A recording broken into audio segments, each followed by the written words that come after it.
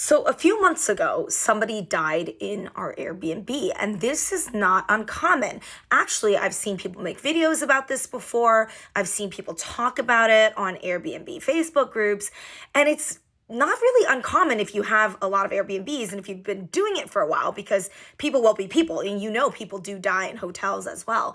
So, unfortunately, it was an instance where there was this very old person and they were already ill, and then they had a cardiac arrest in our backyard. And what is even more creepy is that our cameras caught it because you're allowed to have external cameras. And so that is really, really sad. And obviously, we didn't watch the footage, but we just wanted to make sure if the family needed anything, they have all the information they need. So it was really sad. The family, they had to call, I guess, the ambulance or the mortuary. I'm not sure, to be honest. But yeah, they ended up having to, leave, obviously, after the incident. They stayed the full stay.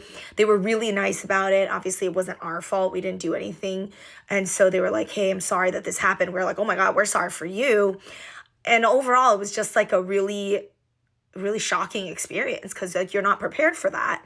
But sometimes this does happen. So as an Airbnb host, two things. One is you always have to protect yourself. You always have to have external cameras. You cannot have any cameras inside the home for various reasons. That is against Airbnb policy. That's against privacy laws. You can have external cameras. So always have your external cameras and the batteries fulfilled every time if it's not a wired camera. And then number two is whenever something bad happens, you always have to show empathy, always have to be very caring and support as much as you can. But thankfully, a lot of the users of Airbnb are really great people. Most of the guests we've had are really awesome, and they wouldn't blame you unnecessarily for stuff. So it was a wild experience, but I guess every Airbnb host goes through something like this and has some crazy experiences on the platform.